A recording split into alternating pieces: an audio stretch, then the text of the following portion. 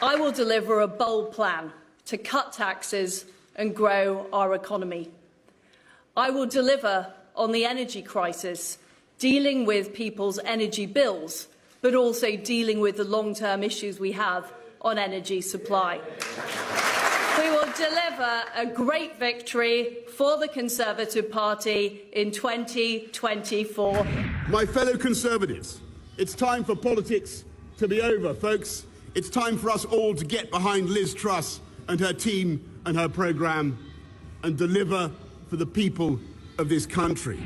Let me say that I am now like one of those booster rockets that has fulfilled its function, and I will now be gently re-entering the atmosphere and splashing down invisibly in some remote and obscure corner of the Pacific. All right, so the UK Conservative Party has chosen the Prime Minister of the UK, the fourth Conservative Prime Minister in 6 years and the third woman to head the UK government. Liz Truss's ascendancy to the top post comes at a crucial time. The nation is facing crisis on several fronts, from higher cost of living to rising energy costs to industrial unrest.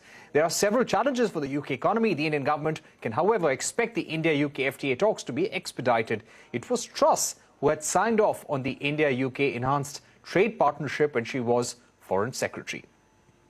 Let me go across to Richard Pattle, who is co-founder and CEO of True Beacon. He is with me now on the program. Richard, what does the Prime Ministership of Liz Truss mean for the UK at this juncture? Well, a very good afternoon, Parikshit, and thank you for having me on your show. As you rightly have alluded to, it's not just the domestic challenges that the UK finds itself facing, everything from inflation that is running at a 40-year high, well into double digits, set to accelerate, energy, not just in terms of feeding into inflation, but energy security. We have, strikes starting back in the UK. This is quite reminiscent of what happened in the early 80s, and that inflation, that cost of living crisis needs to be dealt with. And so not just domestically is Liz Truss having to face these, but also, of course, there are very considerable foreign policy challenges, not least in Ukraine and indeed emanating out of China.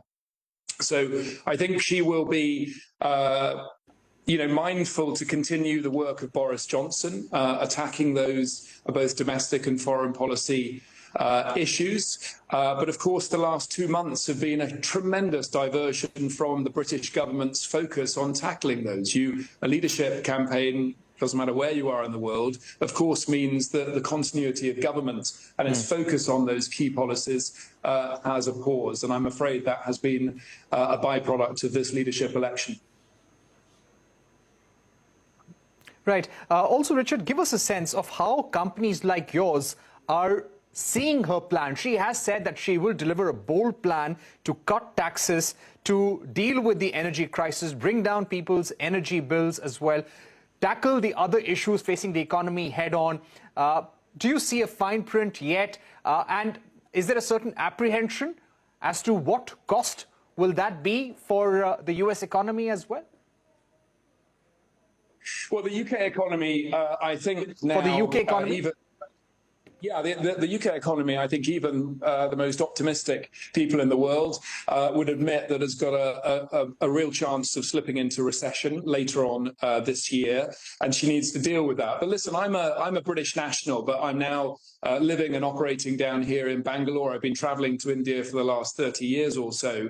I think that what Britain is needing to do and turning now towards foreign policy is not just focus on the short-term domestic needs of the UK. And Liz Truss mentioned that general election, which is looming in 2 years, and should be very focused on that, of course, but also not to take her eye off the ball internationally. And India, of course, is really key to Britain becoming more international in a post-Brexit world. Right. And talking about India, the importance of the FTA, everyone has said that Liz Truss and the UK will be desperate to have that FTA. She would like to show a victory, both politically and economically, to her electorate as well. What are some of the deliverables, some of the key takeaways that she would expect and the UK government would expect from the FTA? Yeah, well, we have to bear in mind now that given where the UK is right now, given all of the headwinds that the country faces, Britain needs India. India is not only a market, it's a very attractive market for the UK, but also, of course, strategically, geopolitically, India is absolutely crucial as we have seen the balance of power around the world shift. So the UK, like many other countries around the world, absolutely needs India. The demonstration of the signing of the free trade agreement, I think, will be very symbolic for Liz Truss. I think that obviously as Trade Secretary and as Foreign Secretary, she's visited India, helped develop this. That's very important that it has her her fingerprints all over it. She will be keen to deliver it, whether it's by Diwali, as we all hope, or whether it's by the end of the year. But ultimately, she will try to make sure that we either diminish or reduce tariffs across a wide range of goods and services. But it needs to work, of course, just as much for India as it does for the UK. So that is a difficult balancing act. Obviously, we've had the 5th round of negotiations here. Those will continue. I'm sure the diplomatic challenges will remain to get this document sealed. But lastly, of course, this isn't just about delivering a free trade agreement covering a range of goods and services. This is part of the 2030 roadmap. And that, I have to say, is even more important to the UK. And that really is about strengthening all of those diplomatic, military, governmental ties, the institutional collaboration that is required. What's India going to get out of it as well? That's possibly a little harder to answer, but no doubt, for India, there are elements of collaboration across science, technology, healthcare, education as well, that are attractive to India. So I think it's in both sides' interest to get something signed, but not just to leave it as a free trade agreement. It's something broader, it's something long-term, and be in no doubt that Britain needs India exactly now at this moment. Right. And my final question would be about India overtaking the UK to become the 5th largest economy. Do you think this gap is set to widen? And we're also getting news now that Liz Truss is expected to freeze household energy bills at around £2,500. So how do you see this announcement coming in? Yeah, I mean, domestically, I have family back in the UK, of course, and many friends. This it's an unprecedented crisis of cost of living, not least for some of the most vulnerable in society back in the UK, old age pensioners who have seen their energy bills spiral out of control, families and so on. And families are making very hard choices now about energy and heating as we go into the winter, of course, and will do.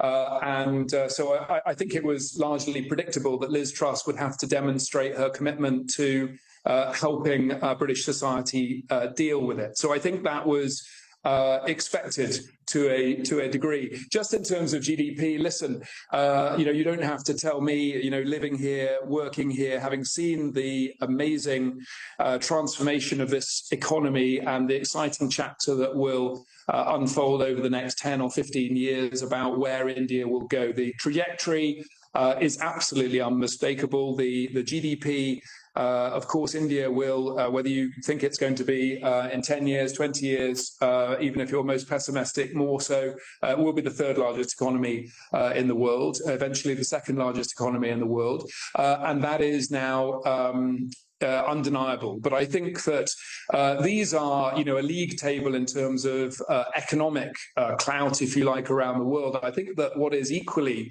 as important, as I've alluded to before, is where India intervenes globally. And that might be through the big institutions that obviously India is part of, that play a role in global security, in global trade. And I think as India progresses, she will become far more dominant on the world stage. That is a good thing, not just for the UK, but for democracies around the world, as this is now obviously the greatest democracy globally and also the most populous country on the planet.